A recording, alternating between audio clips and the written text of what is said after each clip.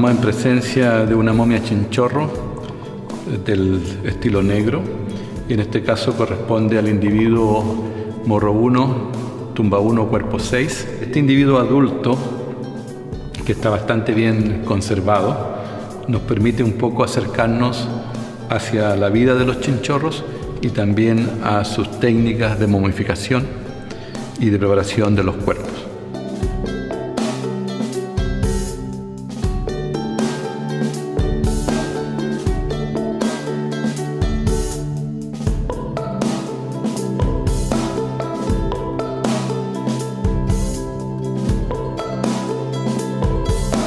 La ciudad de Arica se sitúa a los pies del Morro.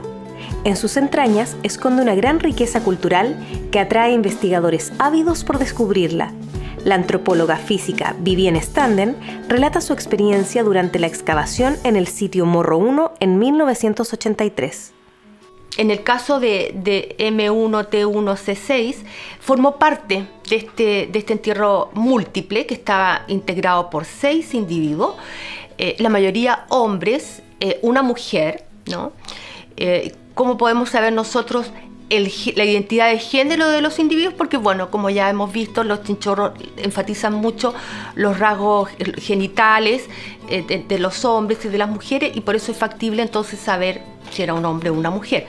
No se encontraba un sitio de esas dimensiones, de esas características, con esa cantidad de cuerpos desde comienzos de siglo, cuando Max Zülle había excavado en ese mismo lugar.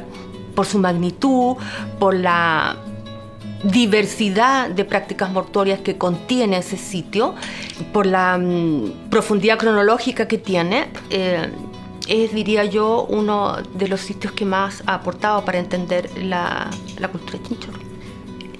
Lo interesante es que aparece como un grupo, nosotros decimos familiar, ¿no? No tenemos todavía cómo probarlo, si efectivamente habían relaciones de parentesco biológico, pero es bastante probable que sí. Entierran a un conjunto determinado de individuos en el mismo lugar, con una cercanía física de estar pegados unos con otros, o las guaguitas sobre los pechos de las mujeres, es porque en vida hubieron nexos afectivos importantes.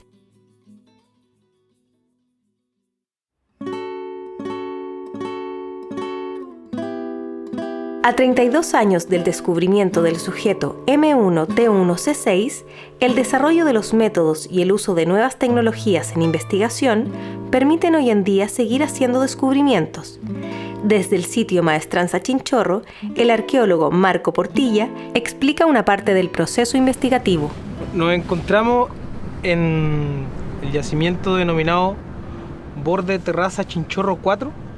Se trata de una estructura semicircular vinculada a un momento estratigráfico que no posee cerámica, y ese indicador de la ausencia de cerámica, que no solo se da aquí sino que se da en todas las cuadrículas que efectuamos, ya nos está refiriendo a un periodo bastante significativo de la prehistoria local, que probablemente esté vinculada a las poblaciones del periodo arcaico, conocidas como chinchorro. Y es dentro de este estrato arenoso, con bastante evidencia ocupacional, que tiene, por ejemplo, esta estructura que aparentemente debe haber servido para ahumar o preparar cosas al fuego. Este tipo de hallazgos no se da muy recurrentemente y nos permite reconstruir de manera mucho más directa los modos de vida y las estrategias de subsistencia de las poblaciones que generaron este contexto arqueológico.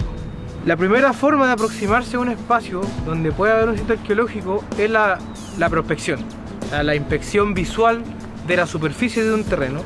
El próximo paso es hacer excavaciones pequeñas, puntuales y distribuidas homogéneamente para determinar las distintas capas por las cuales se compone la actividad humana en un espacio, y luego, a través de herramientas como la plana, la brocha, los baldes, nosotros vamos recuperando la tierra, la vamos arneando en estos tamices, y vamos recuperando los materiales culturales que nos van apareciendo. Una vez que tenemos los resultados de esta etapa de prospección, pasamos a este tipo de excavaciones que ya son más grandes, que nos permiten entender de manera contextual los hallazgos arqueológicos. Muchas de las piezas que se recuperan de aquí, el próximo paso es llevarlas a un laboratorio para que cada analista, por cada materialidad, vaya obteniendo los datos que nos permitan reconstruir de la manera más fehaciente posible las dinámicas de la vida doméstica que se puedan encontrar en este sitio.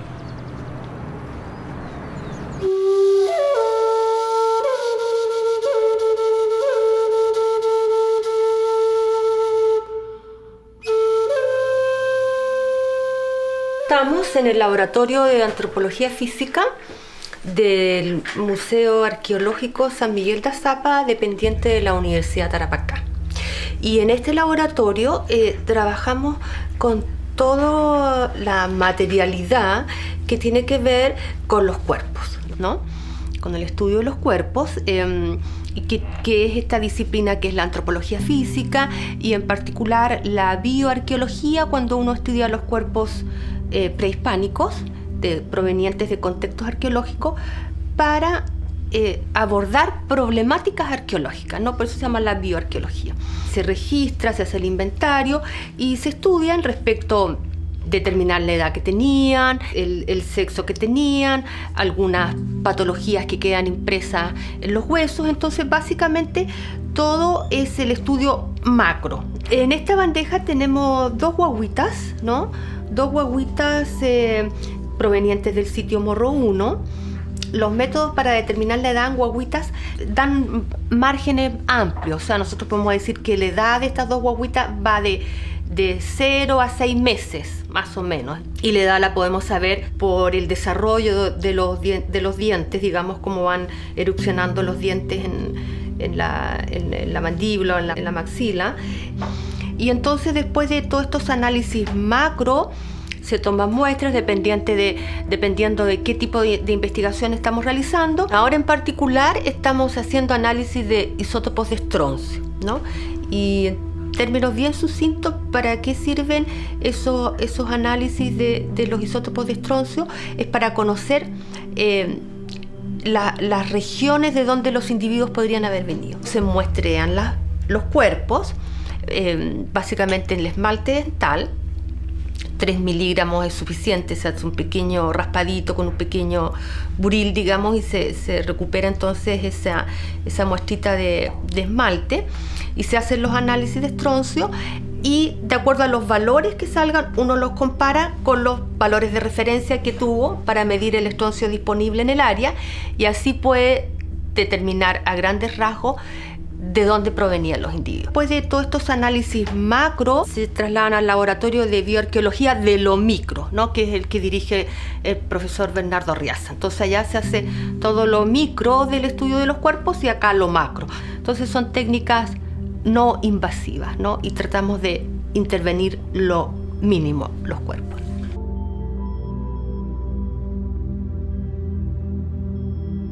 Bueno, las investigaciones apuntan a resolver problemáticas que se hayan planteado por los investigadores o los grupos de investigadores.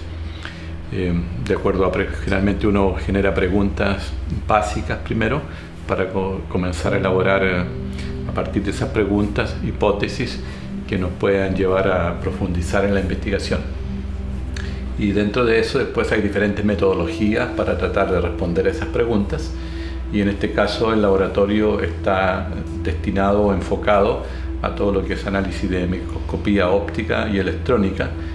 Entonces, a través de los diferentes tipos de estudios de los sedimentos, de las materialidades, de los restos botánicos, de los restos orgánicos e inorgánicos, podemos ir respondiendo a las diferentes preguntas que se hayan planteado en los proyectos.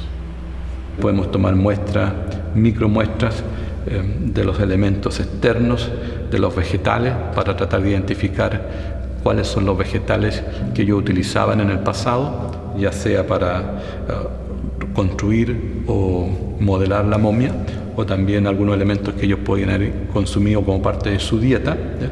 También podemos tomar pequeños sedimentos para identificar cuáles son las materias primas que utilizaban y si esas materias primas son locales, son de los valles o vienen de regiones más distantes. Entonces, una vez que se toma la muestra con el mayor cuidado posible, son rotuladas, se realiza una bitácora de qué estrato se tomó la muestra, la profundidad, o en el caso si son momias, de qué lugar de la momia se ha tomado la muestra. Una vez que tenemos las muestras ingresadas, primero le hacemos un análisis a los sedimentos, un análisis general con una lupa estereoscópica para ir separando los diferentes componentes. Se le van tomando fotos a los sedimentos, se van registrando. Con el microscopio óptico podemos ver objetos que a ojo desnudo parecen un puntito o una pequeña basurita. Con el otro equipo podemos ver cosas que con el ojo humano no lo podemos visualizar. Entonces nos da otra dimensión, nos abre otra puerta. Entonces eso es fascinante porque cuando vemos una pequeña basurita que parece que no hay nada, en realidad hay todo un universo de información que podemos recabar.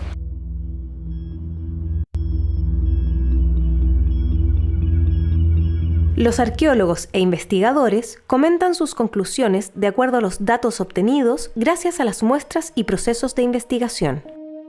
Los resultados que estamos obteniendo son bastante interesantes porque todo apunta a que son poblaciones adaptadas a medio ambiente marino, costero, durante miles y miles y miles de años. M1T1C6 era un hombre joven. De estatura baja, más o menos 1,60 m. Lo que sí son poblaciones muy robustas, seguramente por la actividad cotidiana de estar buceando, mariscando, una actividad física continua en el mar. Durante miles de años la gente vivió en la costa porque ahí estaba la gran despensa de estas poblaciones. No practicaban la agricultura, entonces los recursos de subsistencia en términos dietéticos de estos valles eran muy paupérrimos.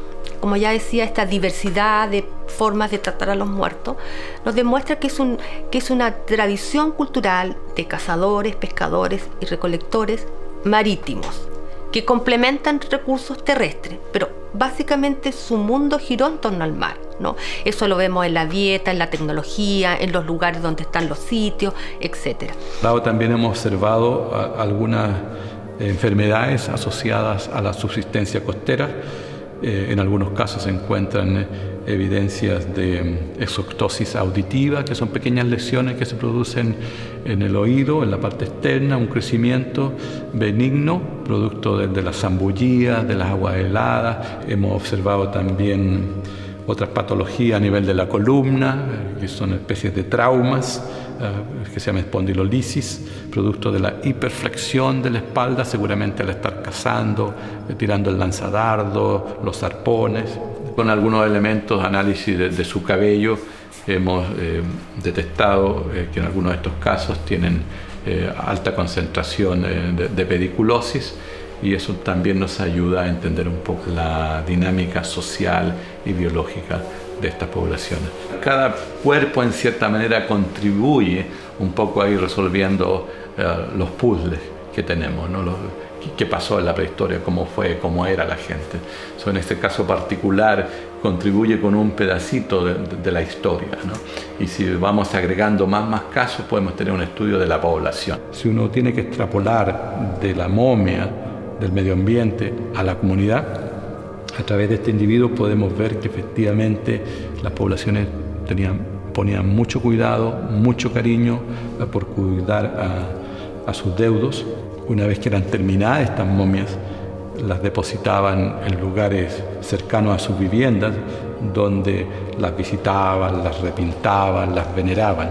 Es decir, estos muertos nunca realmente estuvieron muy despegados de los vivos, sino que utilizando los mismos entornos de las personas, ¿no? Muy cercano, una continuidad entre vida y muerte que a nosotros nos cuesta un poco comprender a veces esos fenómenos. Nosotros tendemos a ver la muerte como algo distante, lejano, y queremos a los muertos muy lejanos, queremos con los ojos cerrados, la boca cerrada. Sin embargo, en los chinchorros vemos que esa realidad no está, ¿no?